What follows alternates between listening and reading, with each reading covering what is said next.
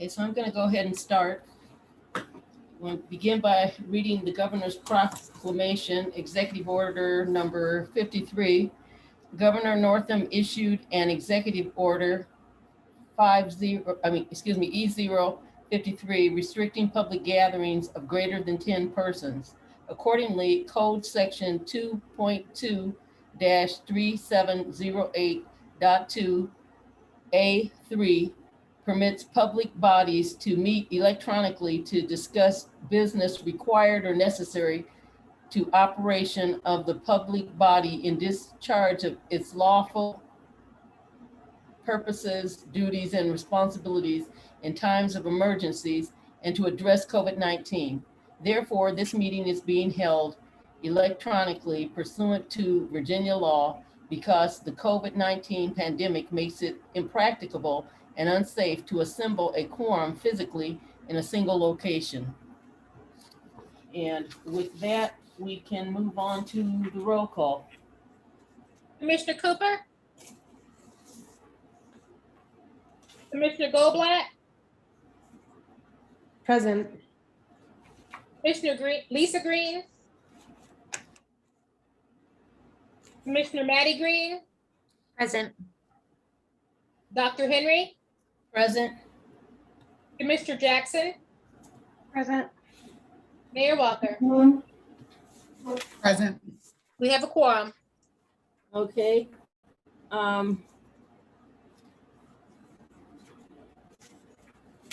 Just misplaced something. We want to, of course, I've misplaced it. Begin with a moment of silence.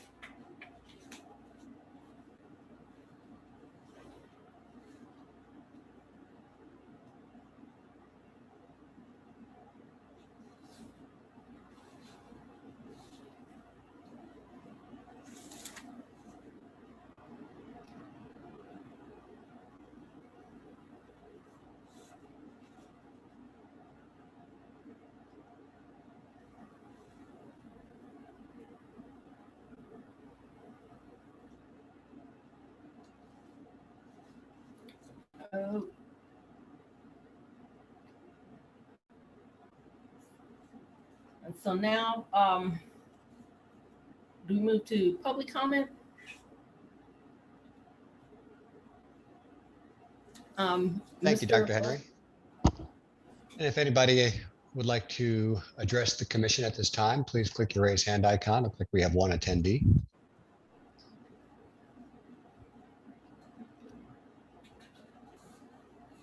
And I see no raised hands.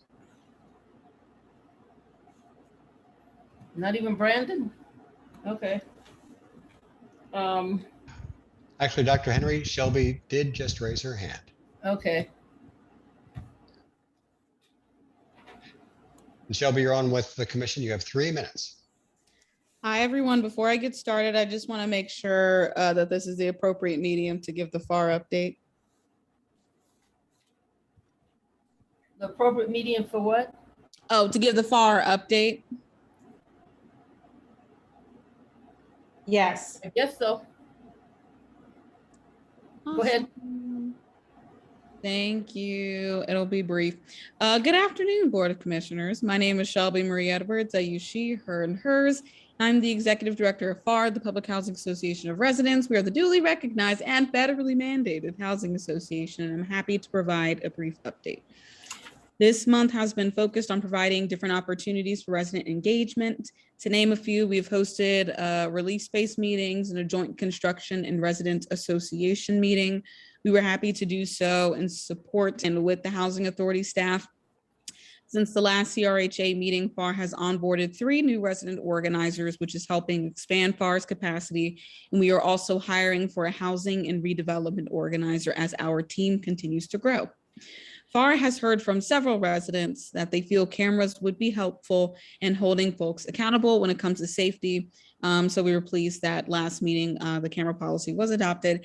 And we have heard that that the cameras are a way to help CRHA. Well, let me go back.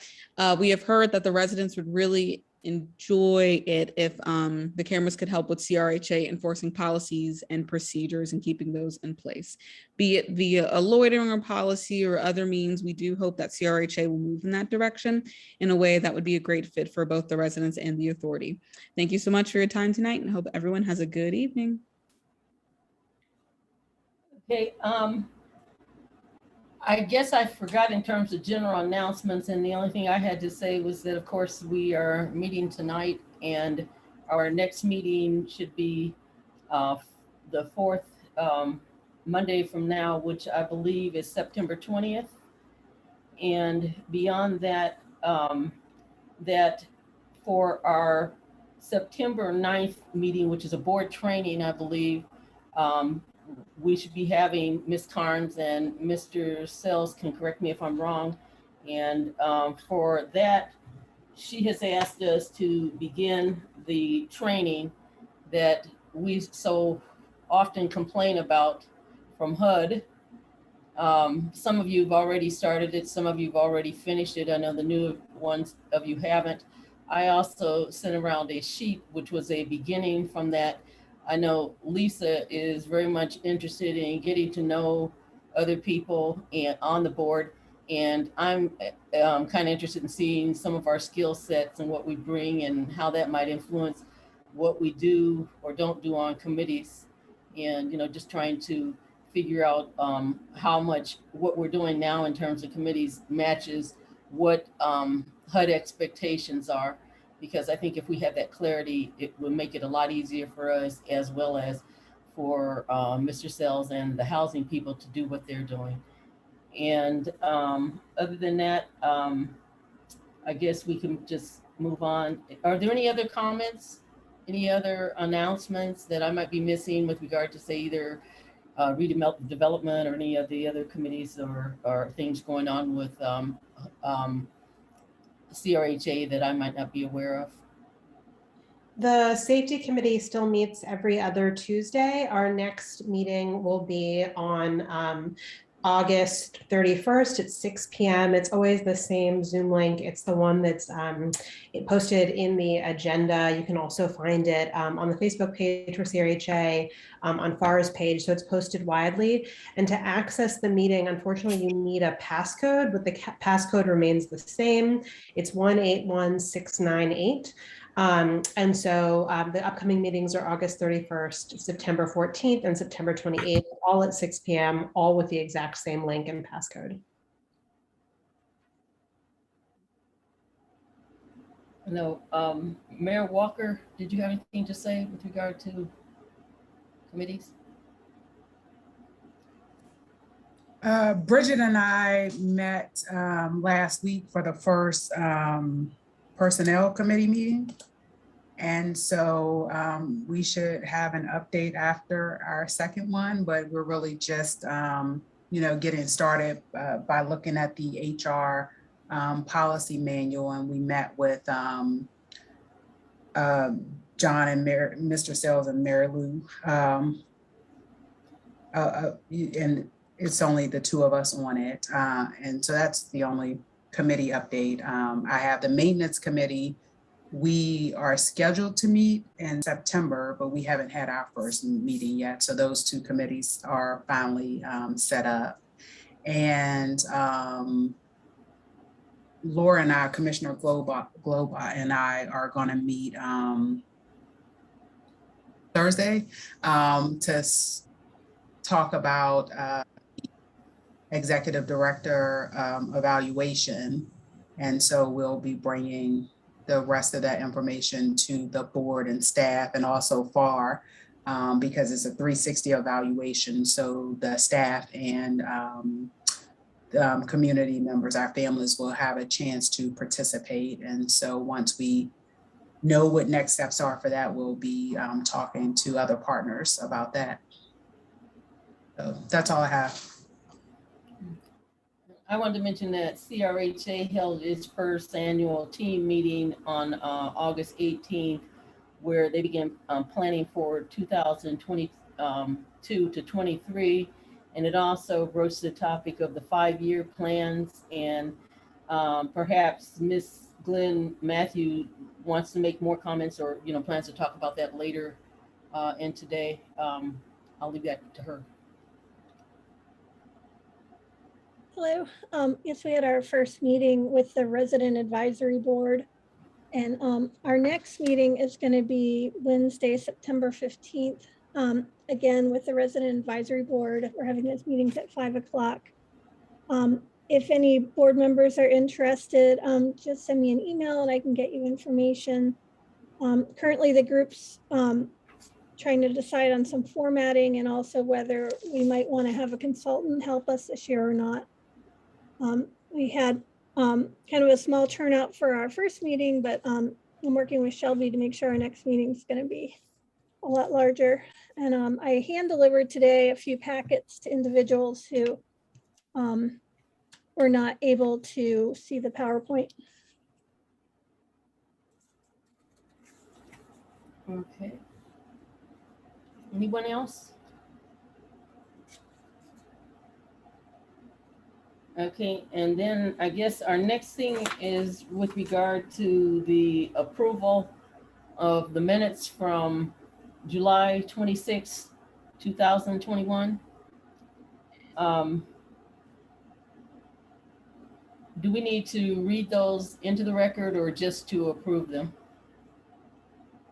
Because I know we received an update of those earlier this evening, but I don't think that was any major change.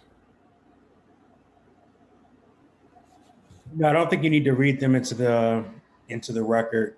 The update just removed some highlights that were in the previous document. Okay, so do we just need a motion to approve? Correct. I just reviewed those. I move to approve the minutes from the July 26th meeting. I second.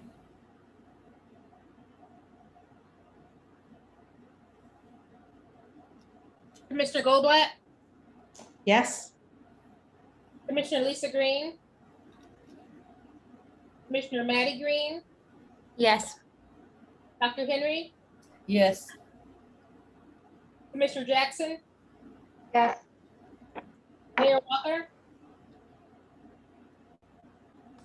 Yes. motion passed.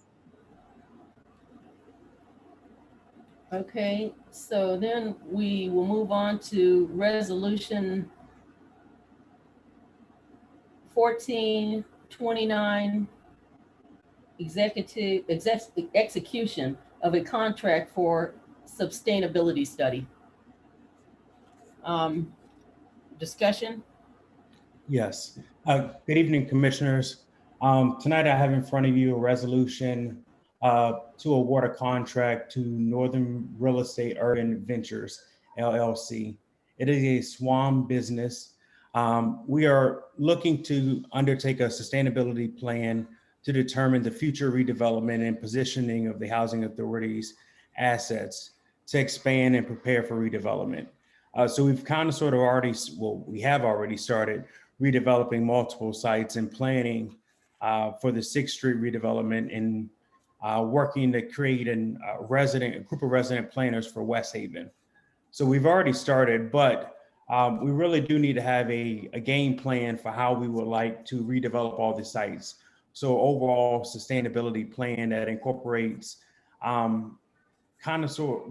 really future casting of what housing is needed and where we are today. So looking at our current wait list, our current housing state, the residents that are in those units, whether it's the right size unit, because we do have a lot of units that are occupied by individuals that are one individual household units, but they're in like a 3, 4, or 5 bedroom. So it's really taking up a unit that a family could really utilize.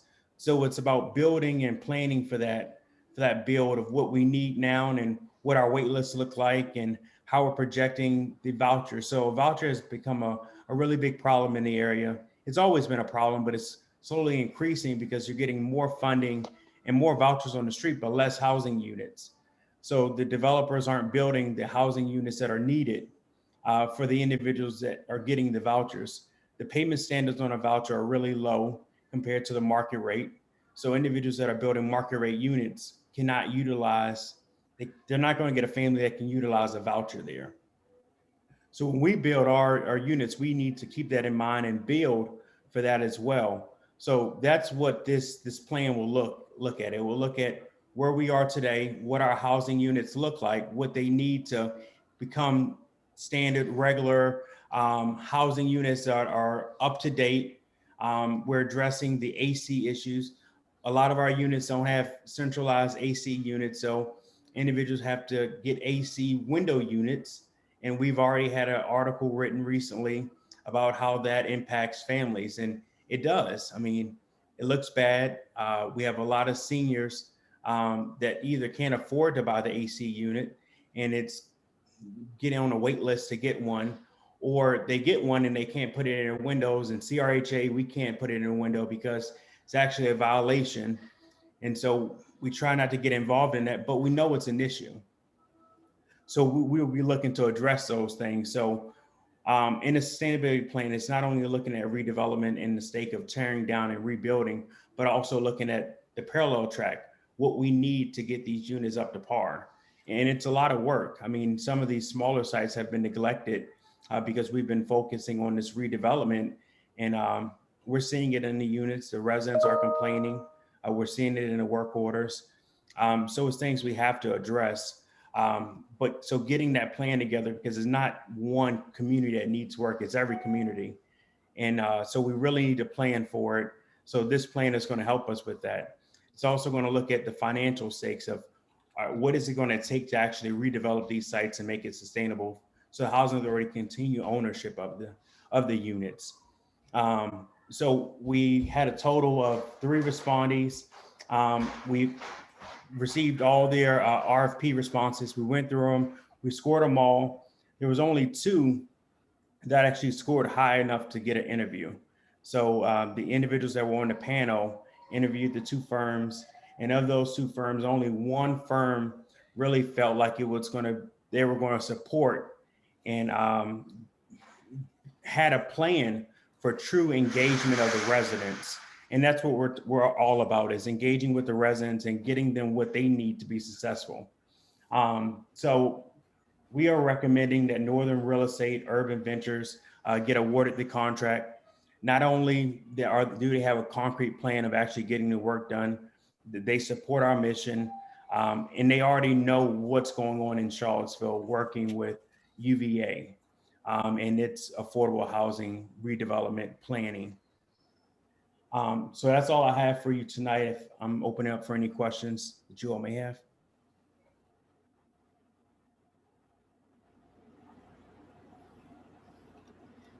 I just kind of have a question. If we know that the problem is UVA, what is a consultant going to tell us? Well, I don't think our plan is solely, our problem is solely UVA. I think UVA has its stake in the game when it comes to vouchers, but that's only on that. I'm talking about public housing when it comes to the sustainability plan. I think it should include voucher accessible units. So not only rebuilding public housing units, but also building units in addition, so you can take in those additional vouchers. But I think overall our problem is public housing, and looking at how not only if we're not going to redevelop it within the next 5 years, figuring out what we need to do in order to get it to at a baseline where the units are actually livable. You're not running into issues where it's like mismatched towel in every room you go into. The bathroom doesn't have shower towels falling off of it. Units with no AC. We need to be able to address these type of situations, and I think the sustainability plan is going to help us get there.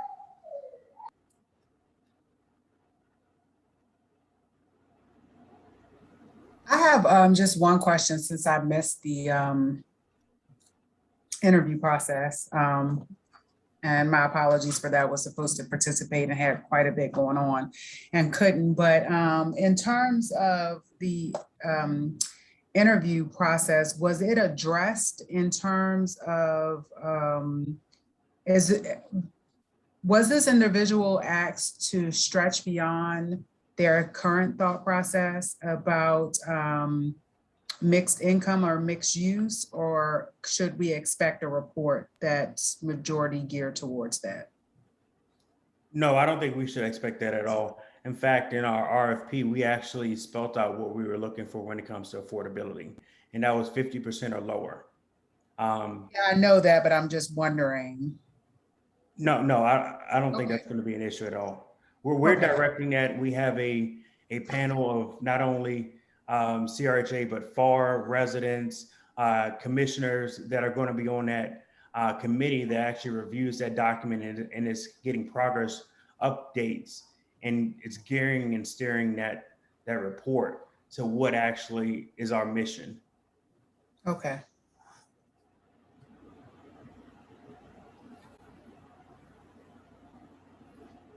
So I have maybe just a straightforward question. How long is, I didn't see in the resolution, how long is the term of the contract for? How long, and what's the process if we eventually decided that we wanted to contract with someone else? I think we're looking at a year. It will take about a year with the engagement that we were looking for. We had certain milestones and engagement at each site to make sure that we're getting each resident, like where they live and what they envision their community looking like, and what their needs are currently. And the process for the contract, there's always opt out. So CRHA can opt out or cancel the contract at will for no reason, for any reason. And the process for reawarding the contract, we have to go back out for RFP. The same process we just went through. I think it took us probably all in all like 4 or 5 months to get here. So that's the entire process again.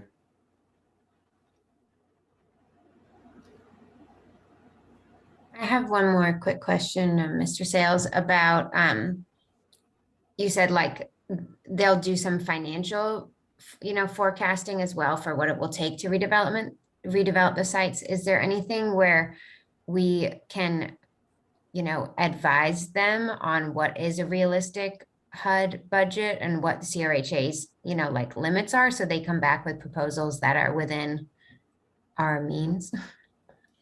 They would actually look at our budget. They would look at our books. They would analyze our financials of what we're bringing in on what our average resident intake from our average rent, which is about $243 per unit.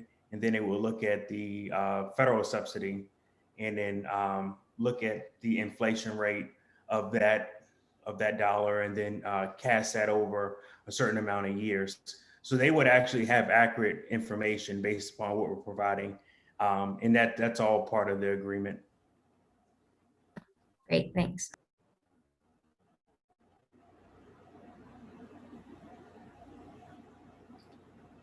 Any more discussion?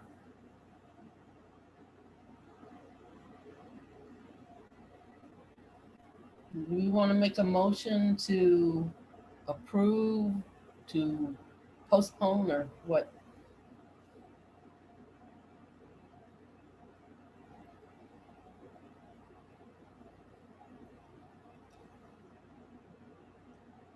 So I'll make a motion to approve CRHA Resolution 1429, resolution authorizing the execution of the contract for the sustainability study between Charlottesville Redevelopment and Housing Authority and Northern Real Estate Urban Ventures. I'll second.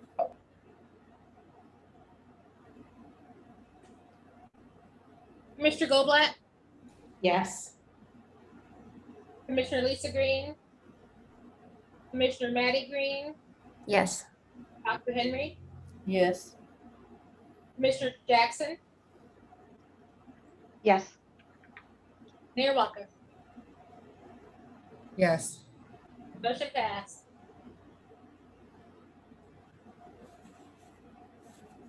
Okay, so now we're going to move on to resolution number 1430, resolution authorizing the execution of contract for video surveillance systems between Charlottesville Redevelopment and Housing Authority and ELA Holding Corporation, D/B/A Turnkey Technology.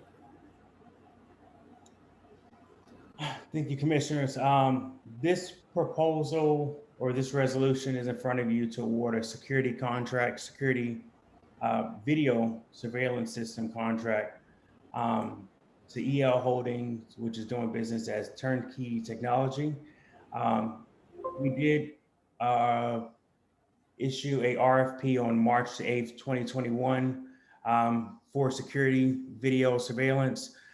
It was after a request in several meetings and the safety committee. Residents have continued to ask for this ever since I've been with CRHA as executive director. So that's about a year ago in August. There was a lot of violence, a lot of shootings going on at several of the sites.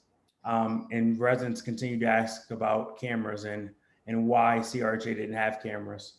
So we began talking about security camera policy, which the board passed at its last meeting, which would actually direct how cameras are utilized and how they're rolled out on sites.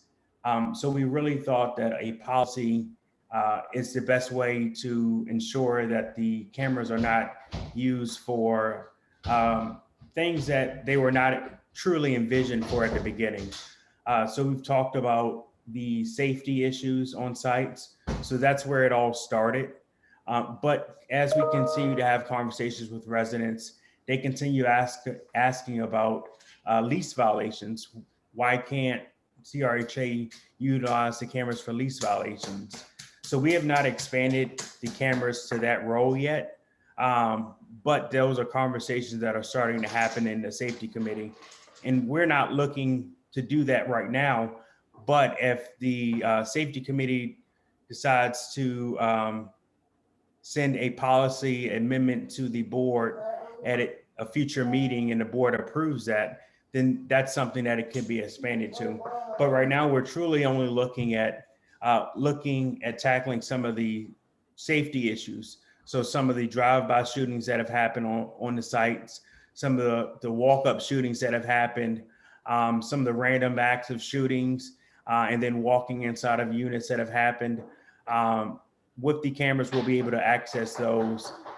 And we'll really have a board and a policy that's in place that will keep individuals from taking advantage of those cameras for other usages. So there were two firms that actually received interviews. Of the two firms, only one could actually get the cameras rolled out in a timely manner and actually address Section 3 and how they planned on ensuring that Section 3 was a part of their plan. And so they've committed to working with an electrician in the area that Section 3 qualified and will create either job opportunities or training opportunities for individuals in our community. So we're coming to you tonight to ask that a security camera contract be awarded to EL Holding Corporation, which is also doing business as Turnkey Technology. One thing I noticed is that the written dollar amount and the numerical dollar amount aren't the same. So I didn't know which one it is.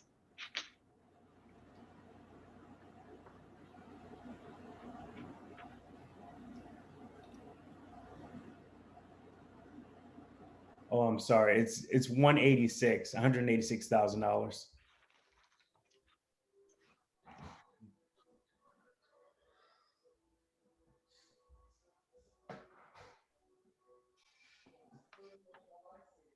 That would have to be corrected before I sign it. Also, I don't know if it matters, but the saved name of the document's not right either. I'll correct that. Sorry.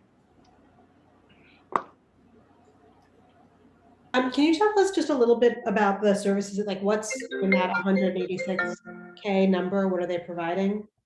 They're providing cameras and the infrastructure for the electrical needs for West Haven, 6th Street and South 1st Street, to include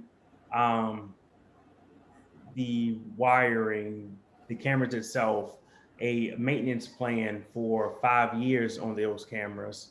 And in the maintenance plan, it included 24-hour responses to camera outages. They would provide cameras. If a camera needed to be repaired, they would provide us a new camera to replace that camera and go repair the old camera. So it really included complete services from A to Z for the next 5 years on those cameras. I think, and just that maintenance plan, it's in under any circumstances, like there's not limitations on what they would and wouldn't repair. Nope, they would do, if a camera was shot, they would come in and fix it. If a camera fell down because of a storm, they would come and fix it. For any purposes, they'll come and fix it. And they're providing the same service for Portsmouth right now. Okay, thank you. Does the same apply if it's stolen? I don't know how easy it is to take them, but. Yes, the same would apply if they're stolen, but they will be hard to access. Okay. Relative to other cities, does Charlottesville have a huge crime problem?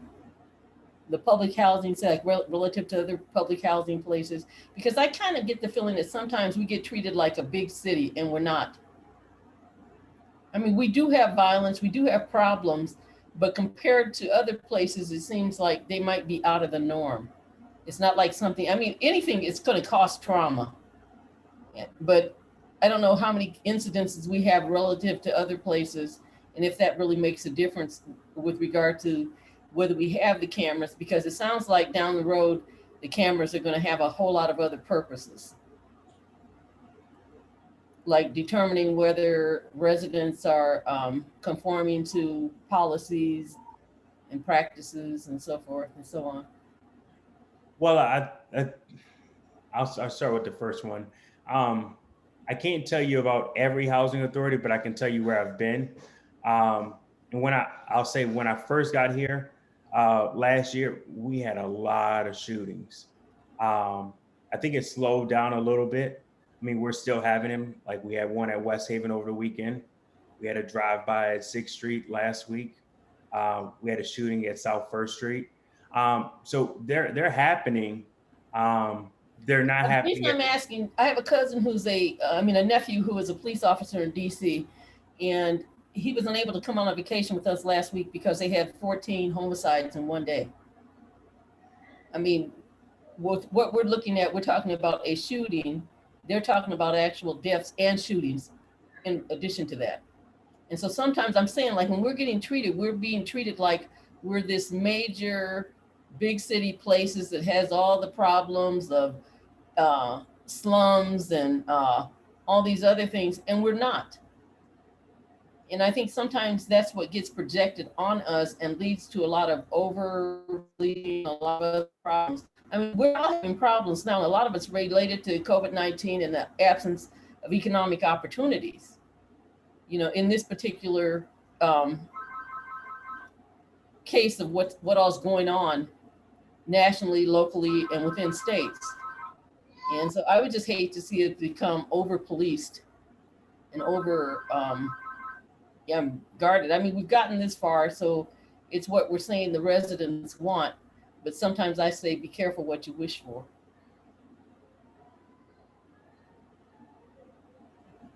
I think you're right. We don't have problems like some of the big cities, DC, Richmond, that's a local one. We don't have those type of problems. But the ones we do have, I think we're trying to figure out how we can make sure there are less of them.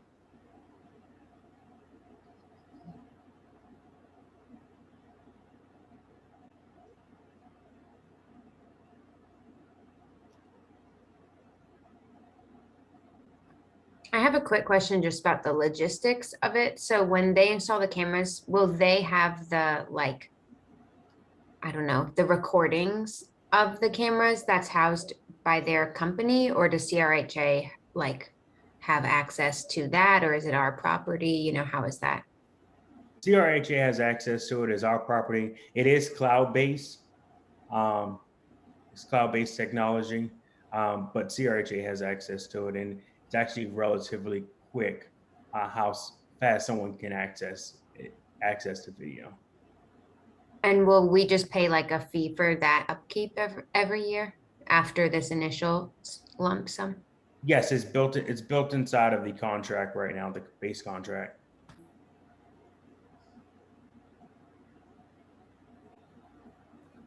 Along that, will we be obligated if asked to share the recordings?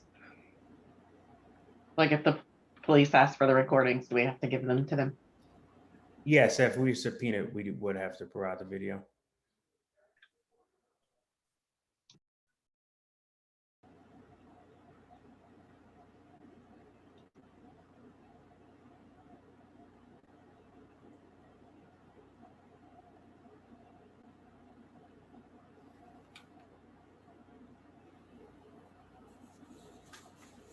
Any more discussion?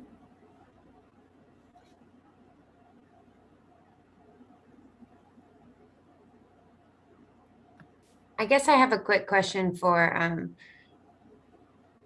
Laura Goldblatt. If like the safety committee is, the residents there are fully in support of the cameras before we, vote yay or nay. Yeah, I mean, I don't want to speak for all the residents because it's not everyone goes to those meetings. The residents who have been on the safety committee meetings since those began have been calling for cameras, and there's only been maybe 1 or 2 meetings where there was anyone who was opposed to it. So there really has been almost zero opposition to the idea of cameras, and it's something that's come up almost every single meeting. That people want cameras. So that's something that I do think, even when we came, that the data on cameras is mixed. It causes residents to feel safer, but it doesn't seem that the data isn't very strong that suggests it actually deters crime. But residents felt very strongly about the feeling of security that cameras provided, that they really, really, at least I should say the residents coming to the safety committee meetings felt strongly that it would make them feel more secure, and they thought that feeling of security was extremely valuable. Did you find that the residents who were most likely to attend those meetings were the victims of crime? No. Well, no. Sometimes people had experienced things that they didn't like on properties, but we have not heard from families who have been directly impacted by gun violence over the past year, or at least if they were on the call, they did not identify themselves as such, as a family that had experienced gun violence. So oftentimes they lived at sites where there might have been drive-by shootings, but none of the residents on the call said, I personally had some sort of a loss because of gun violence. So it was things that were happening on their communities or in their communities or in nearby sites, but they themselves were not people who said someone I know was harmed by gun violence. And did you all discuss the potential of using the cameras for lease enforcement, loitering? Was it other things besides shootings that have been discussed in those meetings, and they're okay with potential expansion?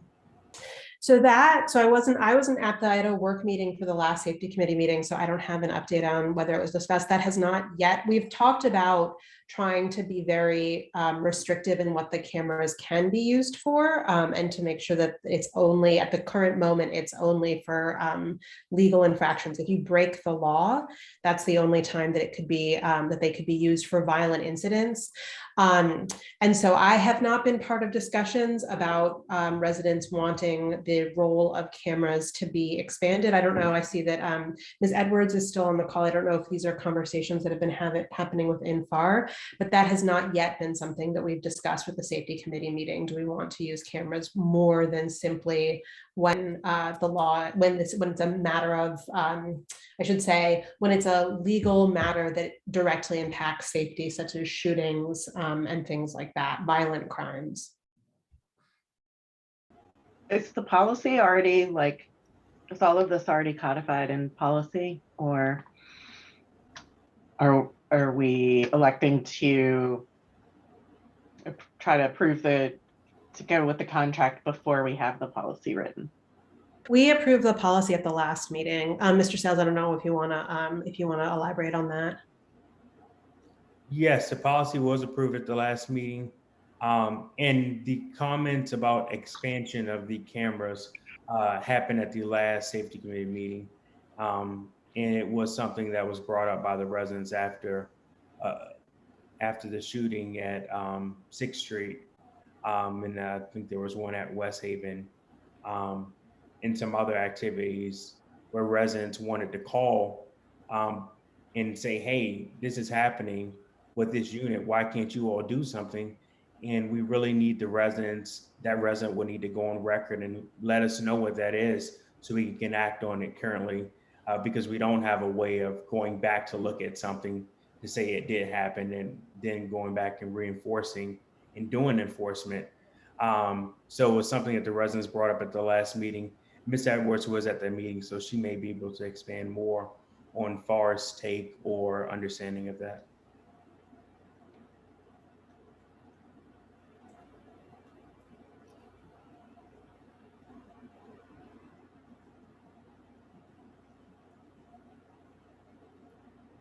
Anyone like to make a motion or more discussion?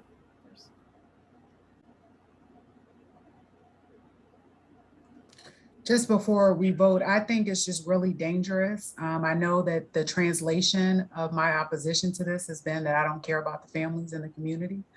And so I'll keep taking that. I think that I'm gonna vote no, as I did last board meeting, for this.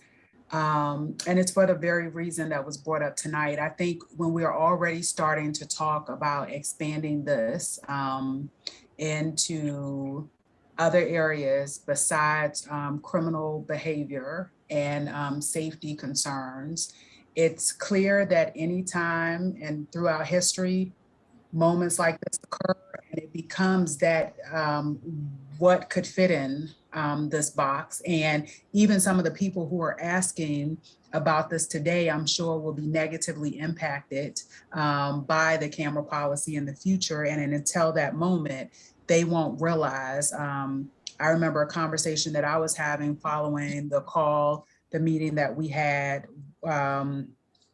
where I was accused of not caring if kids got shot, that people thought there was a list that they could give to the police on what they would police. And that's not how that works. And so whether you think it's a crime or should be a crime, you don't get to decide that. And that's what I've been saying about the hard work that it takes to build healthy communities, and a camera is not going to build that. And so I hope everyone that is advocating for the camera policy is as equally as devoted to actually figuring out a way to create healthy communities, because if not, we're going to be in the same cycles that we have been in the past, where this is going to impact people a lot. And a lot of people are going to lose the only housing option they have in this area as a result of this, no matter what we think are the intentions.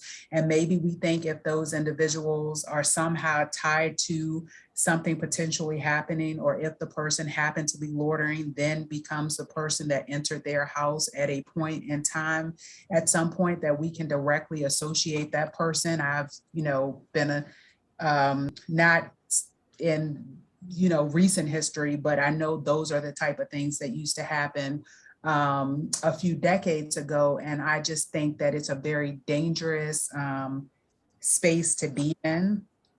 I voted the same on policies for the police department. And I feel certain we know that people will do things until we create communities where they don't. And I'm not talking about simply shootings here. I've had to tell people that they would be, based on the conversation that they're telling me, if someone looked into that, they would probably lose their housing while they were calling to complain on someone else. I think it's just a really slippery slope. And I think until people are impacted negatively, they won't even really realize, for those who have been advocating, what they've advocated for. And I also think that there are things in the community. This happened, I think, last July or last July, where, there was conversations around whether there should be block parties or not. And there were older members of the community who didn't think, and I think I shared this with you, Mr. Sells, but if you live in a community, people are able to celebrate. And I think the community discussion has to be around like, okay, so maybe you don't celebrate until 3 in the morning or 4 in the morning. There's an end time. There's a discussion with your community members about how they're impacted by it.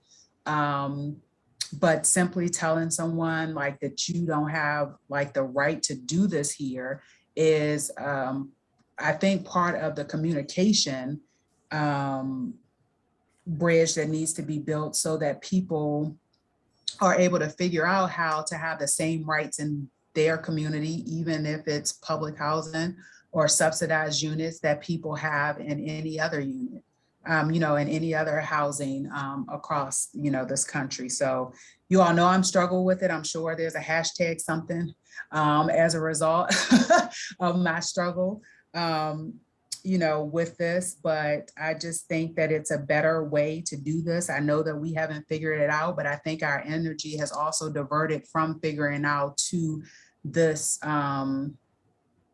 measure. And I hope that we get back to the how to create healthier, communities as a primary focus, because this can get really dangerous.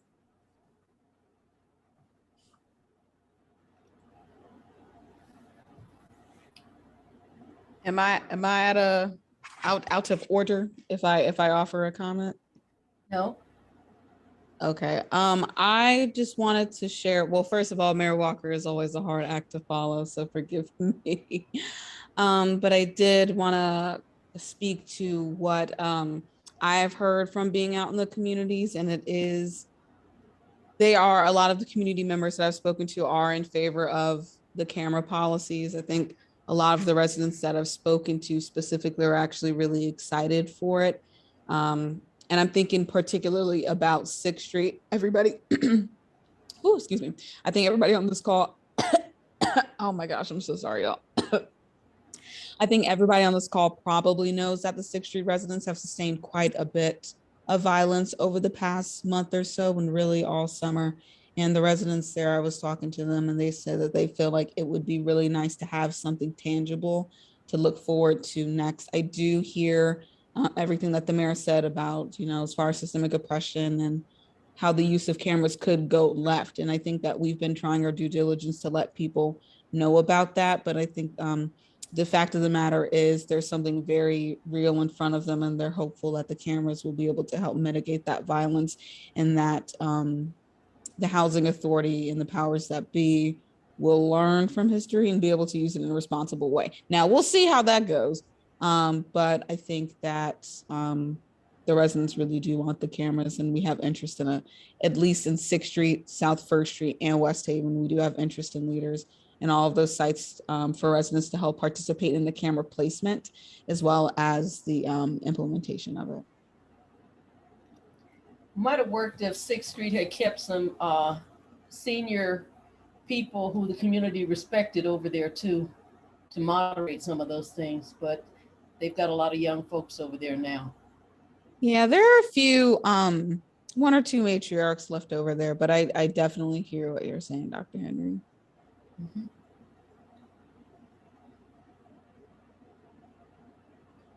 Okay, so we'd like to call for a motion to approve.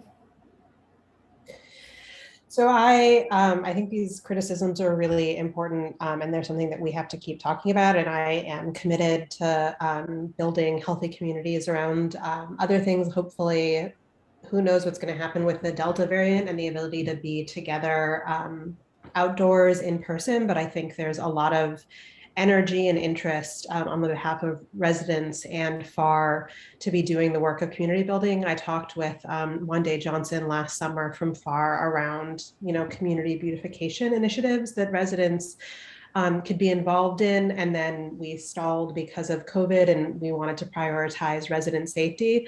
But it would be great if that's something that we could begin to tackle to bring communities together as communities increasingly. But as the co-chair of the safety committee, having heard residents through this now, over a year of listening to them talk about it, I do feel that it is my responsibility to make a motion to approve the resolution.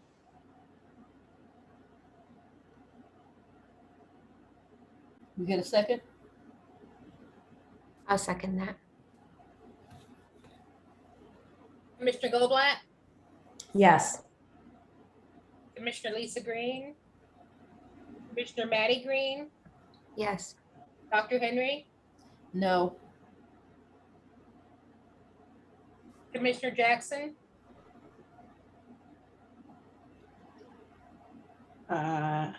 Yes. Mayor Walker, No.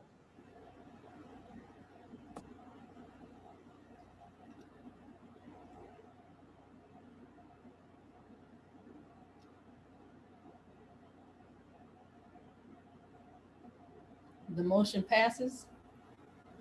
Mr. Sills, we got 3-2. Is that enough for it to pass? Yes, it is. Motion passed.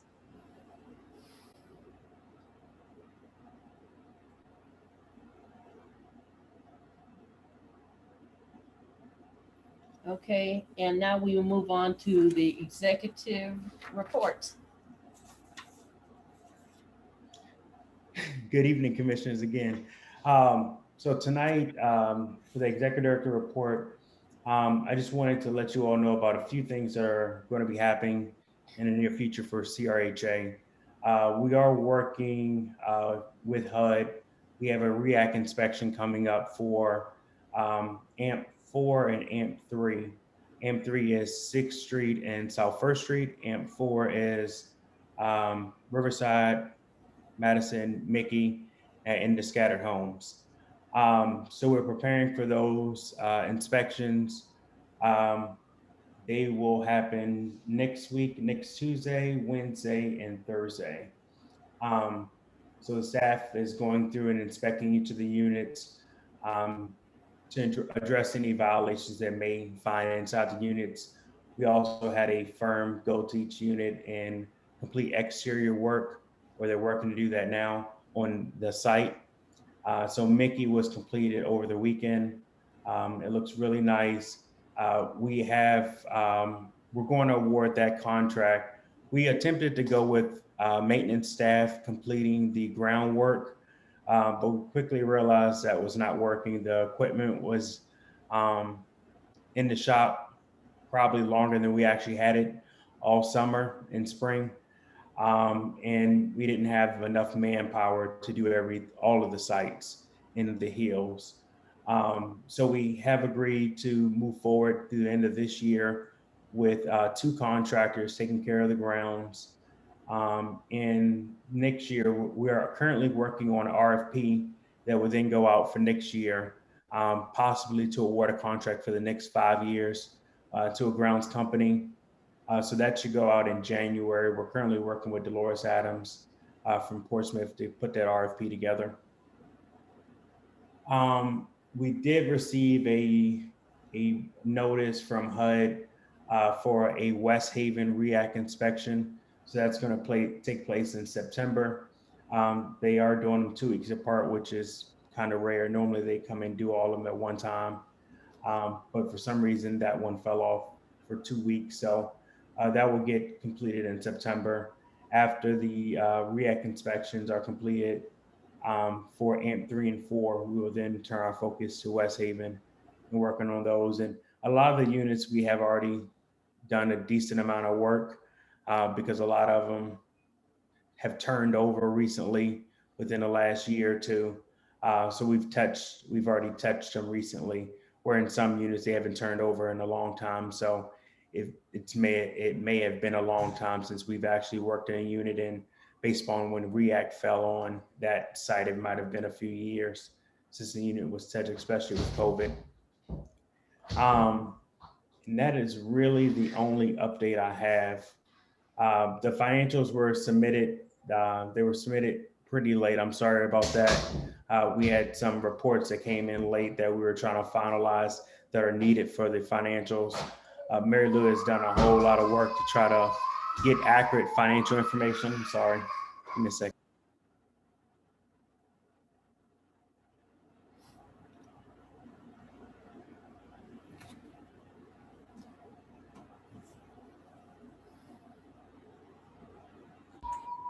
Sorry. Mary Lou has done a lot of work to get accurate financials. And so sometimes it takes a little while because we're going back and finding additional things and having to correct that and get a process in place.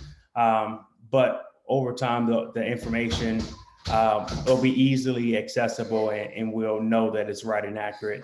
So that is all I have. Open up for any questions that you all may have. My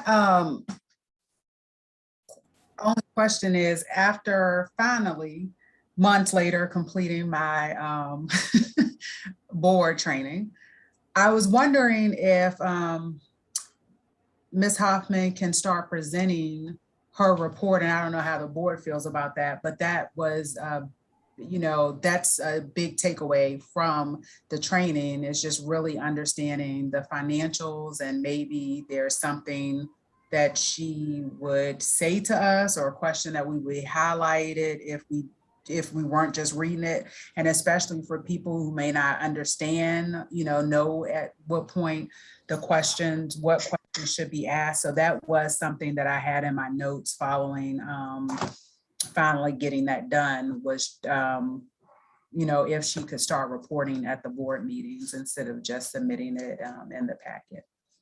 And I will say, so when I got here, that's the industry standard, is to have all the departments report out on each of whatever their report is.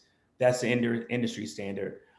When I got here, the reasoning behind it was the COVID executive order only mandated COVID-related discussions around the board.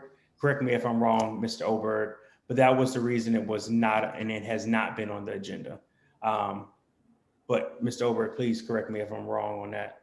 You were not wrong on that.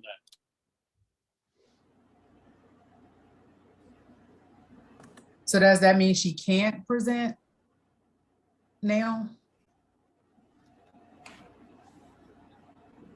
I believe that was the guidance I was given, because it wouldn't be COVID related of what she would be presenting.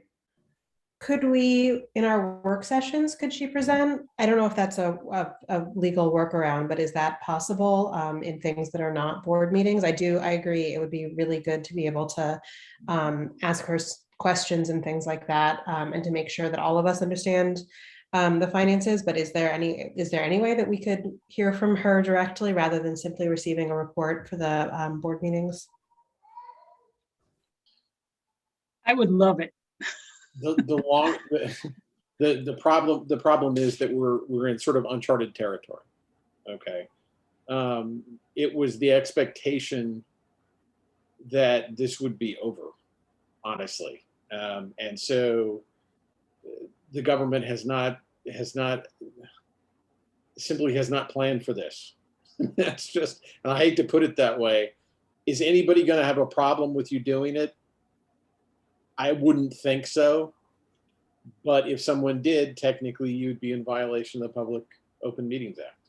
I mean, that's, yeah. And so as an attorney, I can't recommend that you purposefully and knowingly violate the guidance of the governor.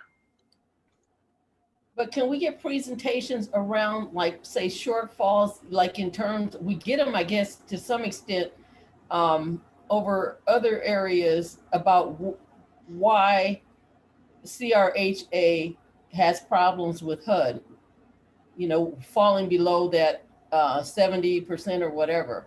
Necessary. You know, we need to be looking at those things and seeing what exactly CRHA is doing to bring those up to where they need to be. And Mary Lou has her hand up, so I'll let her talk. I think my question is could the workaround be the Finance Committee? if the finance committee met the week before the board, and then the treasurer could present the report. Yes, that would, as long as it's not as long as it does not fall within the Open Meetings Act, yeah, that's fine. But my question, even to just challenge that a little bit, we just voted on 2 things that were not directly COVID related. It's And not, we, Mayor, it's not that it has to be COVID related, it has to be an essential function of the organization. and Finance is not an essential function. Finance clearly is, but board training probably is not. it's not a board training, as an update on the financial report given by the person. So that we can do oversight. You can do oversight. Okay. So, Mr. Sells, could you, well, if it's the board desire, I think that that's something that should be added, and if it could be added moving It was forward. one of the essential things we were supposed to do as a board. Yeah, I would agree. I If have the no issue board with makes that. the determination that it's an essential function, then I believe that you're qualifying it within the regulation. Do we need a motion? It would be safer that way. So I move that finance is an essential function of the CRHA, and we need to have the experts in the organization present to the board about how finances look in order to continue to function. I second.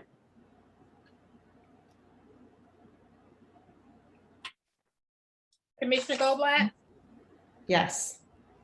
Commissioner Lisa Green, Commissioner Maddie Green, Yes. Dr. Henry, Yes. Commissioner Jackson, Yes. Mayor Walker, Yes. motion passed.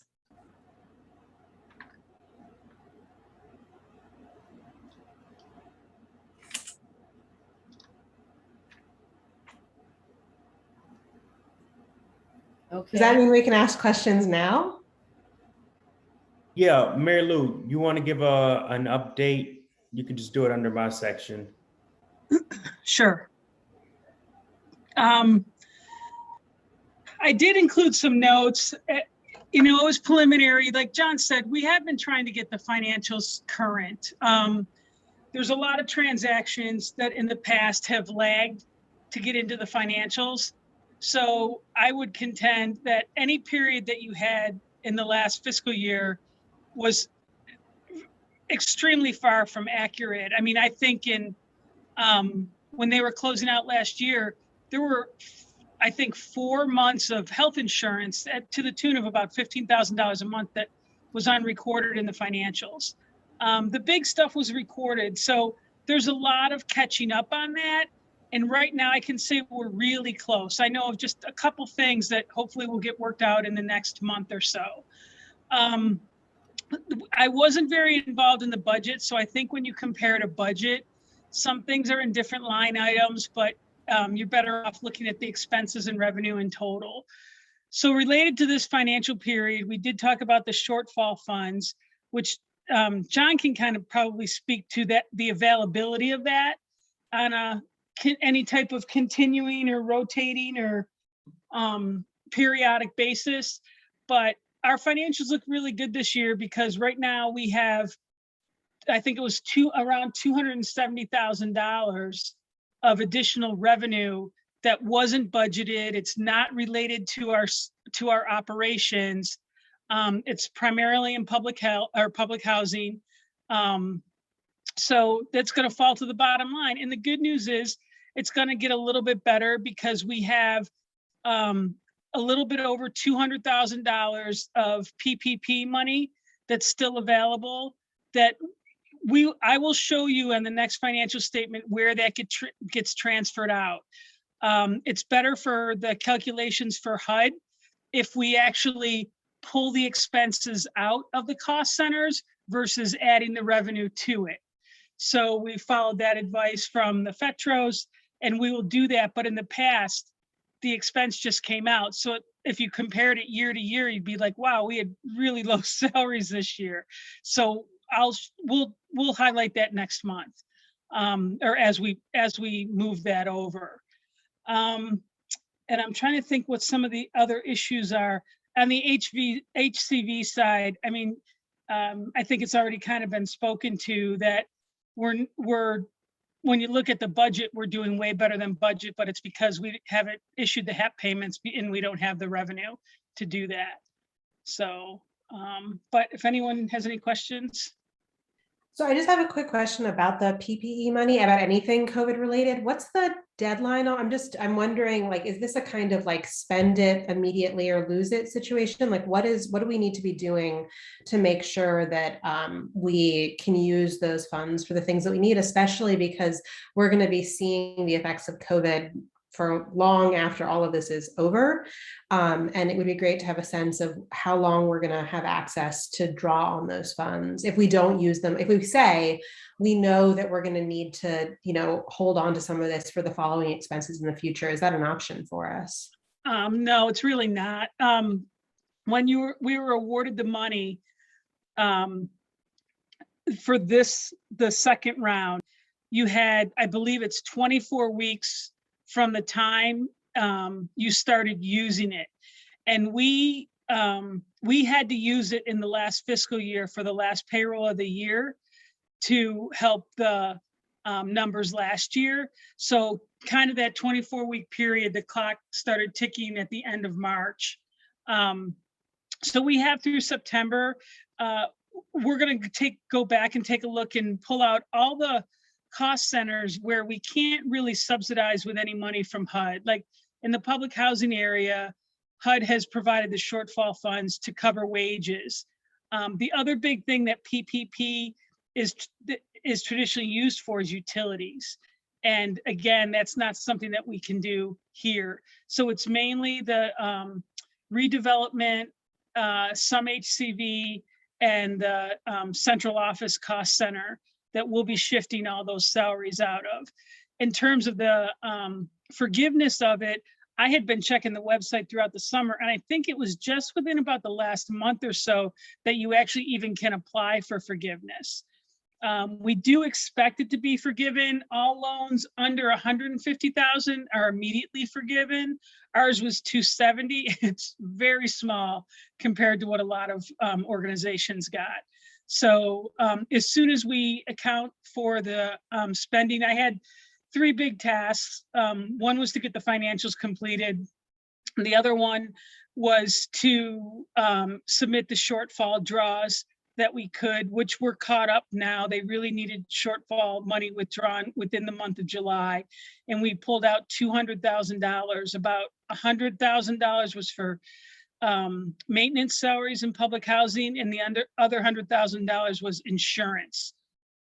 We basically prepaid our insurance for the year using the shortfall funds. So it's a little bit, as we see what the volume is that we can apply to that money that's remaining, then we'll see how else we might need to apply it. We're trying to avoid using it for the public housing cost centers just because we know we can get other money to cover that. In central office, we can't. So that's where we're focusing there in some redevelopment salaries. Thank you, that was really helpful. You're welcome.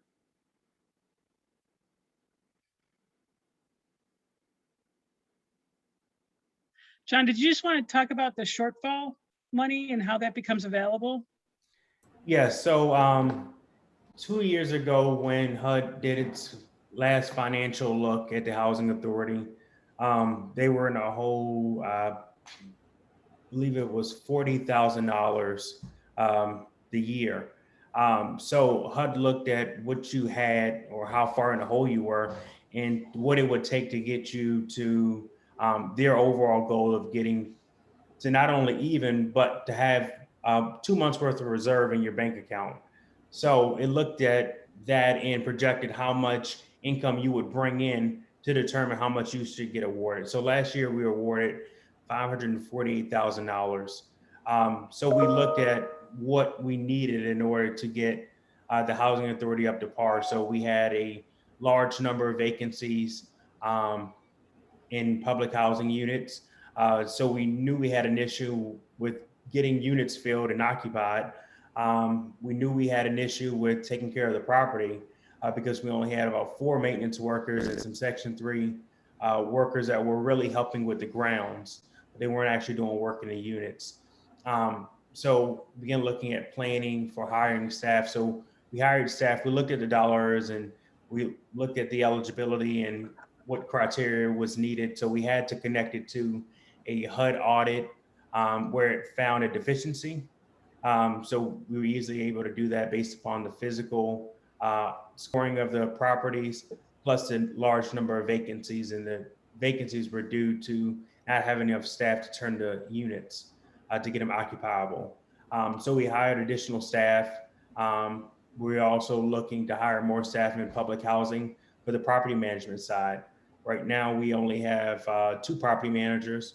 One's actually doing public housing and one's actually doing LaTeX units. She's getting ready to take all the LaTeX properties. So every property goes into LaTeX, she'll manage those until we can get additional staff for her and the public housing property manager. So it's building the capacity of the housing authority so you can get units filled, but also building the capacity to turn those units. So we've been able to do that. We're down to 20, I believe 24 total units. We were well over 70 this time last year.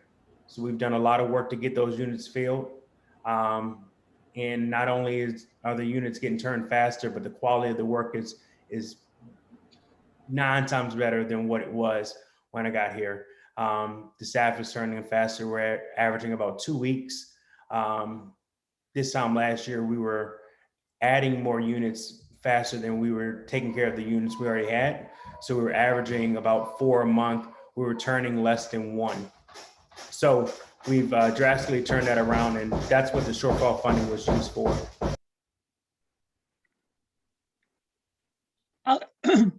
I'll just add one thing too on just to finish up the talk on the PPP money. I actually hadn't looked at it prior. We have a total of about $20,000 of salaries per pay period that goes to the central office, the redevelopment program, and the city comparable HCV type program, the CRHA. While we get the money from the city to cover the rental payments, we don't get admin money to cover that. So that's another eligible cost center. And if we have 12 eligible pay periods within the funding period, we should easily be able to pull the total remaining of the PPP money to cover those 3 departments.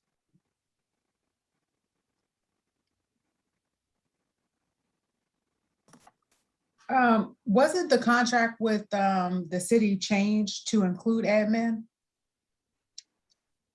I may have misspoken on that, but I don't know that.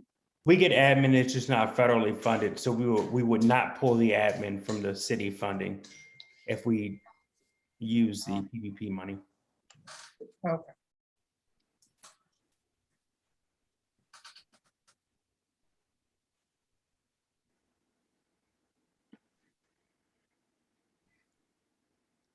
Any other questions?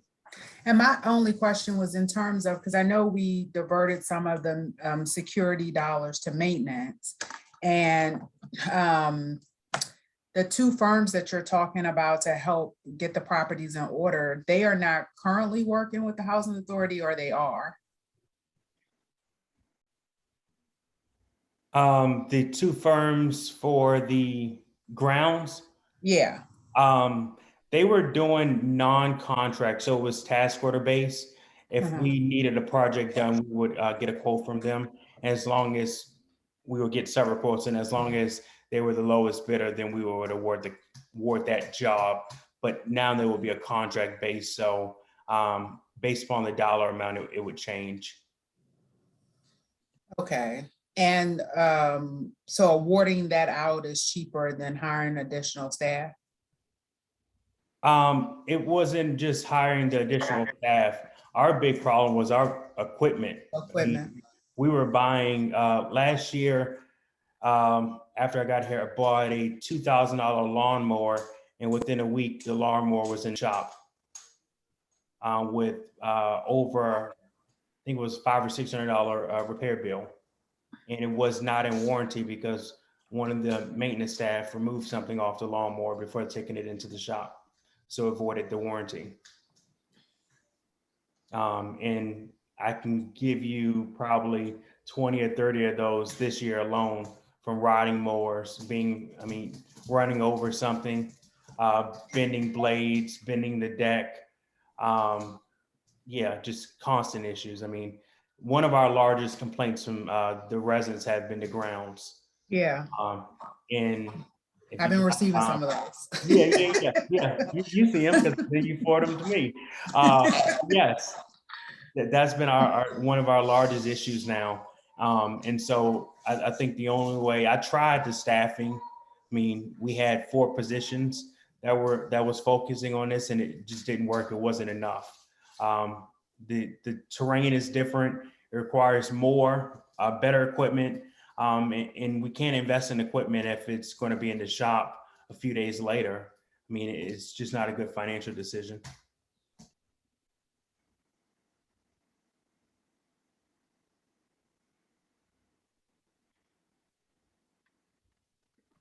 Anyone else? I have one question about the HAP payment shortfalls. I'm not sure what those are, and if y'all could just explain that to me. They had payment shortfalls. So last year, right around March is when COVID hit, and a lot of our clients saw a reduction in income. So the housing authority had to make increased rental payments for those families. So HUD came back and said, if your per unit cost went up by X dollar amount or X percentage, then we will award additional shortfall funding so you can continue leasing up additional vouchers. Because really, when those payments went up, the amount of vouchers you could lease up went down because you had less funding to spread out.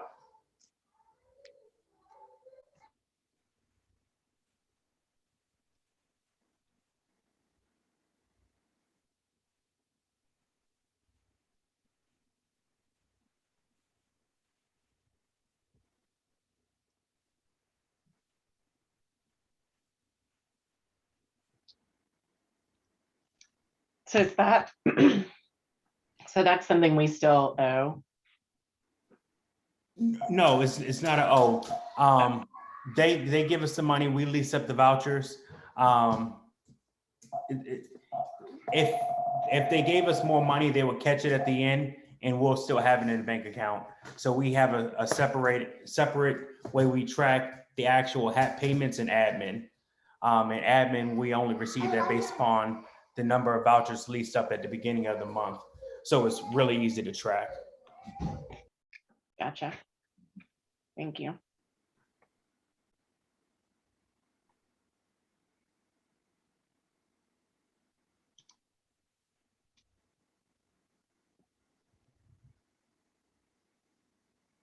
Okay. Are we ready to move on to redevelopment? Okay, so we'll hear from this.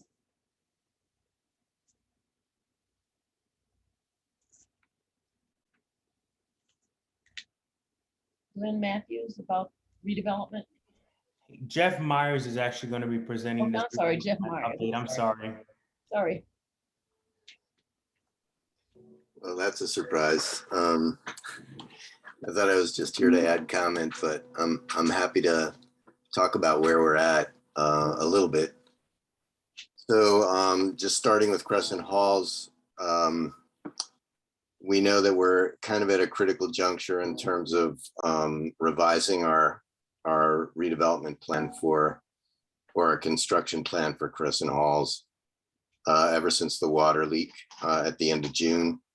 And everyone has been working pretty diligently to kind of revise our approach in terms of the construction itself, going from a floor by floor approach of rehabbing, starting from the top floor to a tower by tower, meaning really side by side. So 50% east wing and west wing we're talking about. At least half the units have been vacated, unfortunately. So that gives the contractor an opportunity to work on many more units at a time than they had been, and that had been scheduled. But of course, the extent of the work that we're going to do is increased because we understand that we need to be replacing piping in the building, which is something that we didn't know before. And that also has allowed us to uncover other issues behind walls that we didn't know before as well. And so we're adding that to our scope of work, which can only be a good thing for residents and for the housing authority down the road. It means we'll have a building that truly could stand up to the next couple of decades, more than that, hopefully. And we were fortunate to be able to raise additional capital through the low-income housing tax credit program and also from the Virginia Department of Housing and Community Development. We're estimating it to be about an additional $1.4 million in financing for all of these change orders. At the same time, things seem to be progressing pretty well on South First Phase 1, and we're anticipating that we'll actually complete that project on time, and I'll knock on wood, but most likely on budget, and hope to also be able to, start leasing up in the spring and summer of 2022, which will allow residents from South First Phase from the existing South First public housing development to begin to relocate to some of those new units and allow us to begin the work over in South First Phase 2. And with regard to that project, we're continuing down the pre-development path with that. We still have some more capital to raise to fill out our financing, but at this point, we don't actually have a fixed contract in place. So what we're doing right now is pursuing the path of finalizing our plans and specifications, and then we'll go into a bid process to select a contractor. And at that point, we'll negotiate a final contract. We'll be able to fine tune a lot of our financing on it, and then hopefully begin construction in the late spring and early summer of 2022. And then at the same time, we're hoping to get started on an application for financing for 6th Street.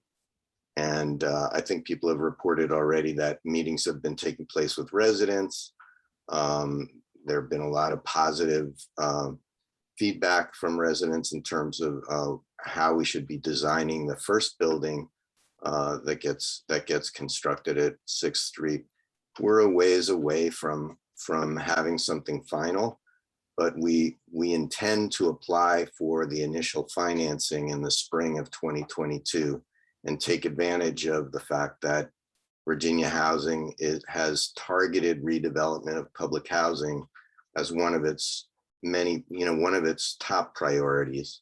And I think we've been the recipient of a lot of their generosity over the last couple of years. And I think we are doing ourselves well to continue to pursue that financing while it's available.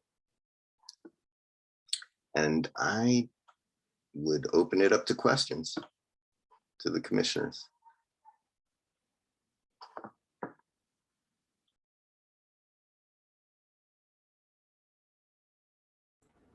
Do you have any type of timeline right now for Crescent Halls? At this point, we're waiting for the contractor to get back to us. They're consulting with subcontractors, and once they get back to us, we'll have, we just finished the revisions to the plans to incorporate the additional, the change in the approach to the rehab, and also the additional cost or the additional scope of work that we're hoping to accomplish in the building. Though the contractor has to absorb that, they have to discuss it with their subcontractors, they have to negotiate that out, and then they're going to come back to us with a proposed change order that would include changes in the schedule. And we're anticipating that it's going to be that it's going to take less time. Originally, it was 23 months and negotiated down to 19. We're hoping that we can get it down considerably below that. And so that then we'd be able to provide residents with a schedule as to when they could move back into finished units. So it's still going to be a couple more weeks, and we hope everyone can hold on for a little while longer.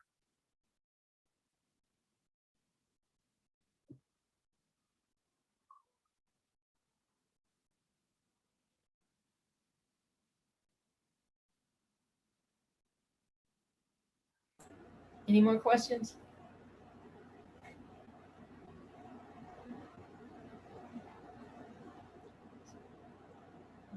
So now we're on to you, Ms. Glenn Matthews, right? Yep, thank you so much, Jeff. It's been tremendous to have Jeff as part of our team. He's helped us normalize a lot of new things to all of us. As we've been tackling everything, relocation has been a big part of the project, and I just wanted to give a shout out to our housing team with Melinda, Sharika, and Perpetu. They have been short a relocation coordinator. We're still working on filling that position, but the three of them have been tackling it on top of all their other duties, and we've been really grateful for that. I'm going to go ahead and share real quick the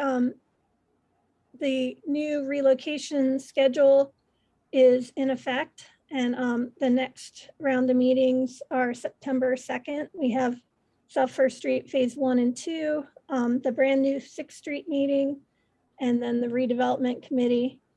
And then on the 16th, we'll have our Vision Keepers meeting and our very first West Haven planning meeting. And also the redevelopment admin committee meets on that day.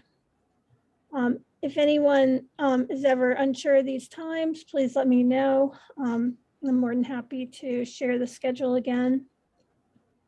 I encourage everyone who's able to drive by South First Street. There is, they got all their lumber, as I had mentioned last week, and vertical building has started. It's really changed the landscape there, and you can start to get a picture of what it's going to look like. They just got started on that about a week ago. We also, as we said, as Jeff mentioned, we've been having Sunday meetings at 6th Street with residents. We have gradually had a larger and larger turnout. I counted at this last meeting, we had 9 households there, head of households, and about 7 kids, which was really great. And we're starting to have conversations with them about ways that we can speed up work at West Haven by possibly considering relocation for Phase 1 of West Haven as we're working on 6th Street. And we had our first meeting with residents of 6th Street about that. And we're hoping to set up a meeting soon with some West Haven residents to start getting those conversations going as well. I'll try to keep it short, but there's a lot going on right now, and I really encourage everyone who's able to attend our redevelopment committee meetings.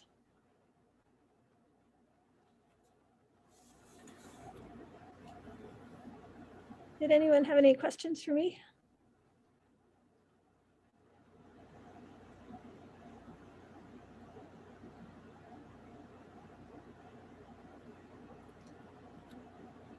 All right, thank you.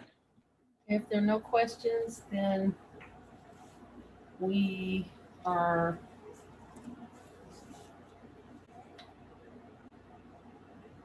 this is redevelopment committee proposed changes. Does someone need to talk about that, or is that what you've done? No, we don't have any proposed changes. Okay. I think So, Alex Akafina from the city has already mentioned that he cannot be a voting member on the redevelopment committee.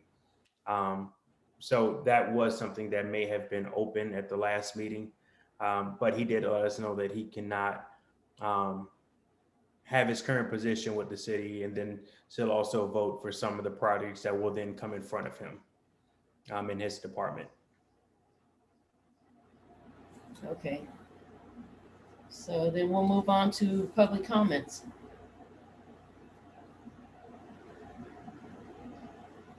And if anybody in attendance would like to speak with the commission, please click your raise hand icon. You have 3 minutes for comment.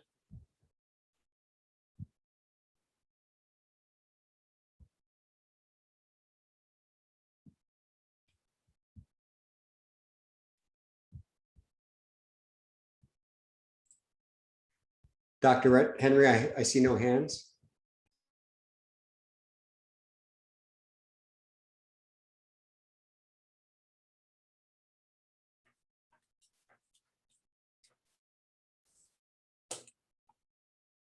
Okay, motion for adjournment.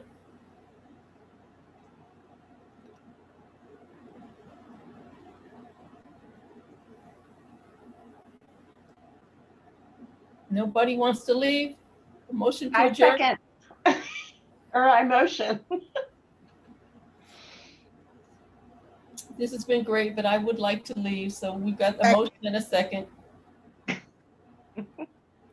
Leslie, for the last time, dear, please. Commissioner Goldblatt, Yes. Commissioner Lisa Green, Commissioner Maddie Green, Yes. Dr. Henry, Yes. Commissioner Jackson, Yes. Mayor Walker. Yes. Good night. Thank you all.